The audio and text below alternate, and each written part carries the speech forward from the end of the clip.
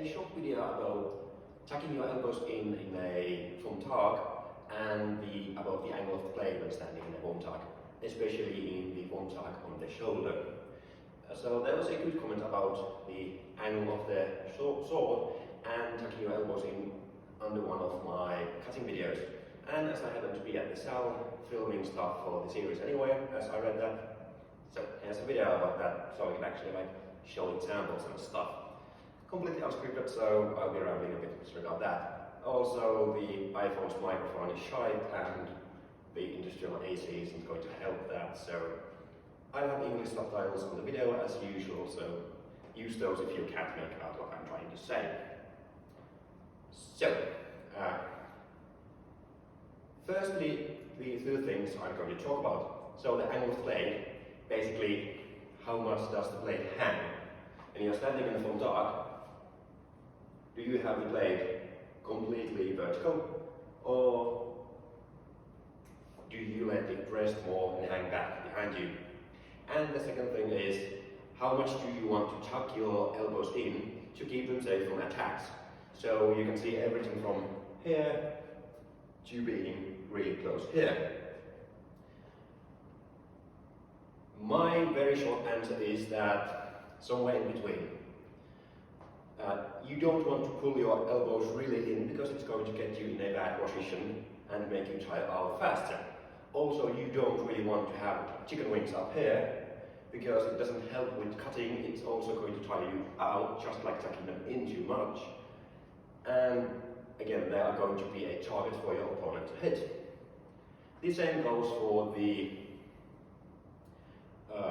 sword's angle when standing in the guard. So, do you want to let it hang here, or do you have it completely vertical? I'd say don't have it completely vertical, as at least in my case it's going to actually hurt my wrist. It's going to put them in a bad position to be in. And don't let it hang back all the way, because then you have to actually fight the gravity to accelerate the sword to make a cut. And that of course is going to take more effort, and it's going to take a bit more time because there's going to be a long distance for the sword to travel. So, then let me show you what I think is a good foam tug on the shoulder, or what I think is, in my opinion at least, the good middle ground for this.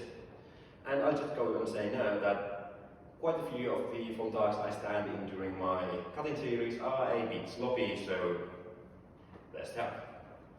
So, I'll try to get to some kind of a guard in which I actually fence in competitively when cutting, or at least aim for it. If I don't always stand it, it's not because I don't think it's good, it's just because I'm sloppy.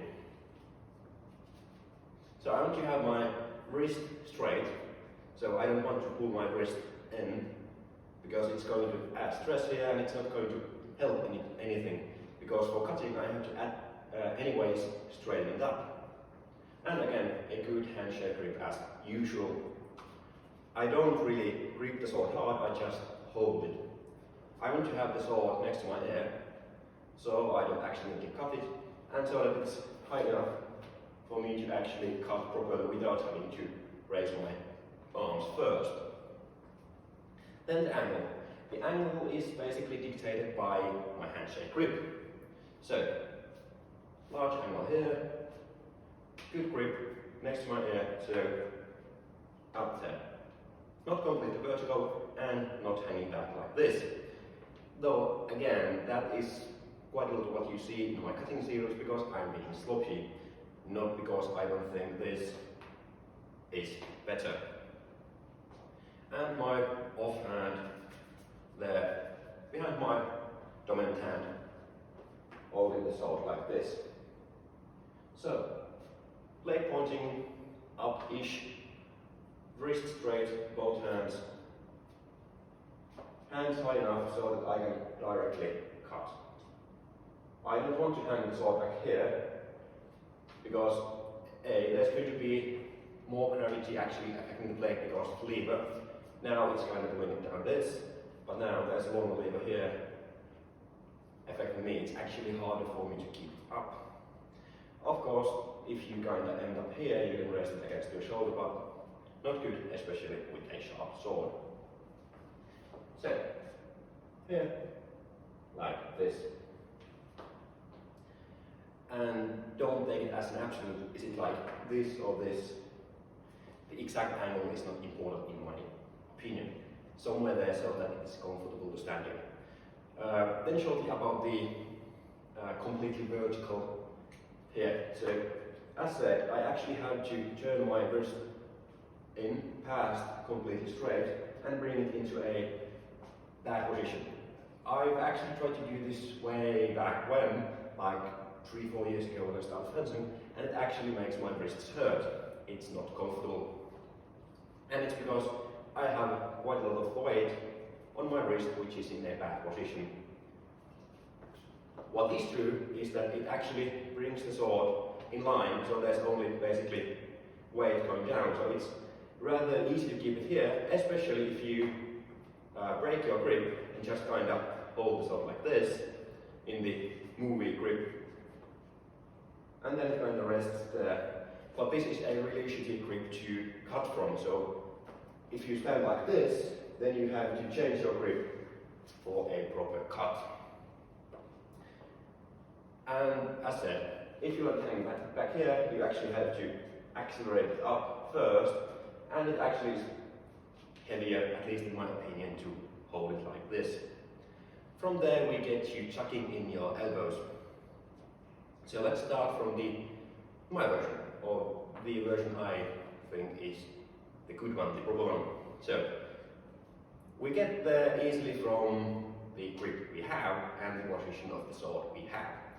So we stand in the guard like this, blade up, hands next to my ear, and now you can see that my elbows are quite tucked in.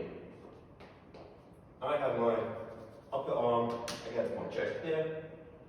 I'm not pulling it in, and I'm not trying to pull them back. I have it resting against my chest here. So I actually get support from it, and it makes it easier for me to keep my hands up and to stay in a good position. Again, less energy used to stand in a guard, good thing. For my dominant hand, it's just kind of there.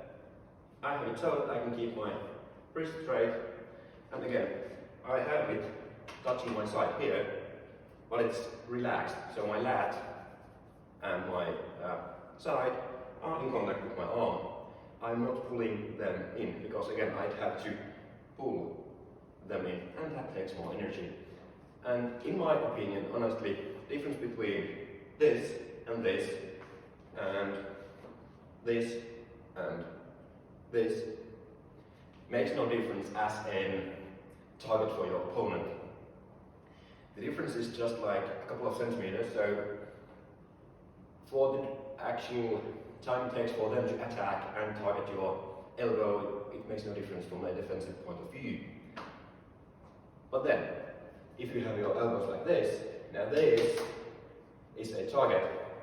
Not so much a target, not so much a target. And again, this forces our wrist into a bad position and breaks our grip. So you want to have your non-dominant hand behind the sword. You should have your elbows tucked nice and close to you. Then the bring it too far thing, in my opinion. So, if we start to go here and we break our grip so it's nice and hold, we can actually pull our elbows in quite a lot. Back, shoulders back, lats back, elbows in and back. Now we are here. Really uncomfortable position, tires you out, and difference between this and this.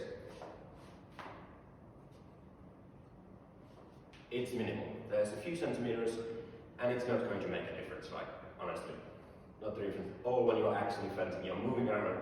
Just the small movements of your body when you're standing in a guard are going to make a much more difference than that small difference in your elbow position. Then shortly about guarding my head, leaving my head open, as that was mentioned in the comment. So this and this, there's no difference when you are actually guarding your head. Firstly, most of the time in fencing, most people are right-handed, so most of the cuts in F1 Dark are going to come to the left side of your head. Again, most of the time. It's going to be quite a difference if you are left-handed, because then you are going to be fencing against right-handers most of the time. So the cuts are actually going to come to your dominant side. But not a difference in my opinion whether you hold the sword like this or like this. So movement from here to here is close enough that it's not going to make a difference. The movement pattern is going to change. If you have your sword completely vertical, at least I have to break my grip to be able to do this. So it means that I'm going to be rotating my sword like this and holding it straight. If I have what I think is the proper cutting grip, my parry is going to be a very short cut, like this. And I think that is a better parry. It brings my point forwards, brings my guard so that it actually protects my guard, so that it actually protects my hand, and the time difference here between here is minimal. So I'd say it's not going to make a difference if you are standing like this or this. If you are standing like this is going to make a difference, because now there is going to be a larger chance that you are going to lead with your hands to the parry and get cut to the hands. You can easily correct it by just gripping with way, not a big thing, but it's going to need more from your hands. You need to make a proper grip, bring the points up. So I'd say it's a bit more tiring, but it's not going to take a long time. And if you get hit to the side, you are holding the sword on. So here, here, here, and I get cut to this side. This makes no difference. You can either do this or this, or you can actually go here, as I think you should. It's a bit more safe when I have more space here. I can get a stronger structure to actually resist a blow, especially if it's a really hard one, or if they are going for a bind and one. Gives me more space to play with.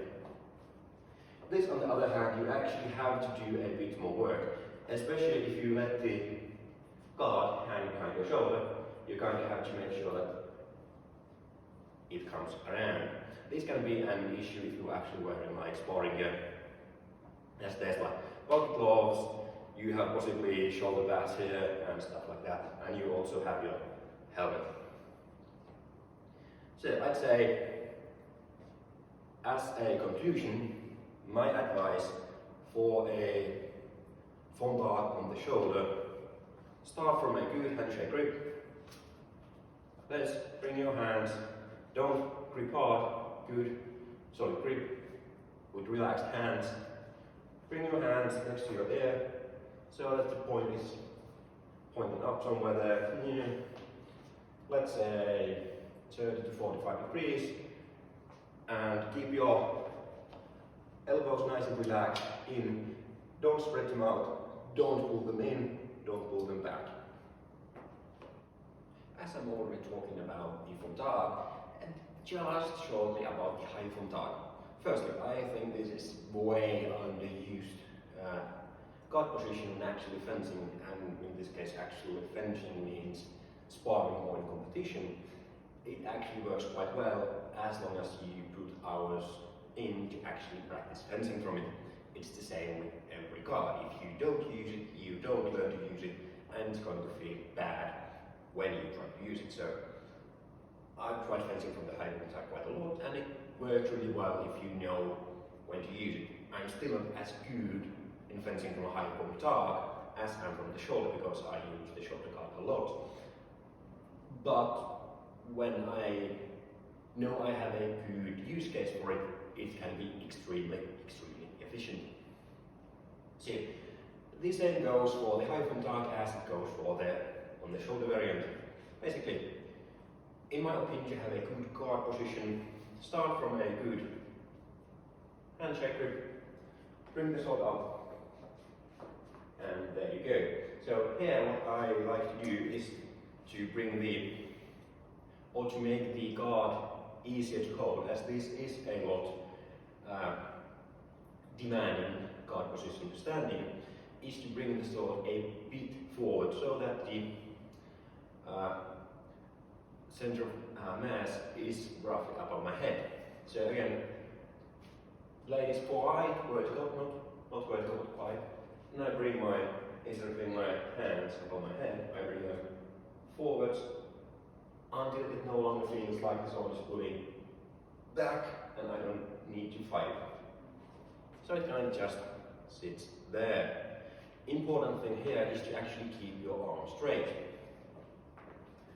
So here, arm straight, and my my elbows are now quite tucked in.